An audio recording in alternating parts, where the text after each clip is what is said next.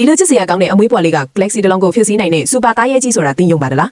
ဒီချစ်စရာကောင်းပြီးအမွေးပွားတော်လေးဟာတကယ်တော့စက်ကြဝဠာတွေကစူပါသားရဲကြီးတစ်ကောင်ဖြစ်ပါတယ်သူ့ကိုရင်ဆိုင်ဖို့အတွက် Galaxy တွေကစစ်တင်ဘောတွေအားလုံးကိုဆေးလွတ်ခဲ့ပြီးသားရဲကြီးကိုဝိုင်းဝန်းတိုက်ခိုက်ခဲ့ကြပါတယ်ရေတွက်လို့မရနိုင်တဲ့ကွမ်တန်ရောင်ကြီးတွေနဲ့ရင်ဆိုင်ရချိန်မှာသူကအေယာမစစ်တင်ဘောကြီးတစ်စင်းကိုအလွယ်တကူပဲဖျက်ဆီးပစ်လိုက်ပါတယ်နောက်တစ်ခဏမှာပဲတင်ဘောကြီးပောက်ကွဲသွားခဲ့ပါတယ်သူကပောက်ကွဲမှုကနေထွက်ပေါ်လာတဲ့စွမ်းအံတွေကိုစုပ်ယူလိုက်ပြီးတခြားတင်ဘောတွေကိုအလင်းအမြင်နှုံးနဲ့ဝင်တိုက်ပစ်လိုက်ပါတယ်တင်ဘောတစ်စင်းကိုကိုက်ဖျက်ရတာဟာသူ့အတွက်တော့ဟင်းတီးဟင်းရွက်စားရတယ်လို့ပါပဲဒါပေမဲ့သူ့ရဲ့ခန္ဓာကိုယ်ကိုလူဆိုးတွေကထိန်းချုပ်ထားပြီးအဖြစ်အစည်းတွေအများကြီးဖြစ်ပေါ်စေခဲ့ပါတယ်။တစ်ချိန်တည်းမှာပဲကဘာမီဘော်ကစစ်တီတော်တို့ဟာစွမ်းအံဘောလုံးတစ်လုံးရဲ့တိုက်ခိုက်မှုကိုခံလိုက်ရပါတယ်။တေဆုံးသွားမဲ့အစားသူကအဲ့ဒီထဲမှာပါတဲ့စွမ်းအံတွေအားလုံးကိုစုပ်ယူလိုက်ပါတယ်။သူ့ရဲ့တန်ချက်ကာကိုပြန်ဝစ်ဆင်လိုက်တဲ့အခါသူကစွမ်းအံဘောလုံးကိုကန်ထုတ်နိုင်ပြီးအဲ့ဒီစွမ်းအံတွေကိုပြန်လဲစုပ်ယူနိုင်စွမ်းရှိလာပါတယ်။ပြီးတော့သူကကျဲတာတာရဲကြီးနဲ့ထူးခြားတဲ့နီလန်တစ်ခုအထိဆက်သွယ်နိုင်ခဲ့ပါတယ်။သူကတာရဲကြီးရဲ့စိတ်အာရုံကဘာလေးကိုဝင်ရောက်သွားပြီးနောက်ဆုံးမှာတော့တာရဲကြီးနဲ့တွေ့ဆုံခဲ့ပါတယ်။လူသားတယောက်ကိုပထမဆုံးချိန်မြင်တွေ့လိုက်ချိန်မှာတာရဲကြီးကသူ့ကိုကိုက်ကြချင်ခဲ့ပါတယ်။ရုပ်တရက်ဆိုသလိုပဲအဲ့ဒီလူရဲ့ခန္ဓာကိုယ်ထဲမှာသူလိုမျိုးတူညီတဲ့မျိုးရုပ်ပြီးတဲ့လူရှိနေတယ်ဆိုတာကိုအာယုံခံသိရှိသွားပုံရပါတယ်။အန်တော်ရဲ့ညင်တာတဲ့ပွတ်တက်ယူရအောင်မှာပဲ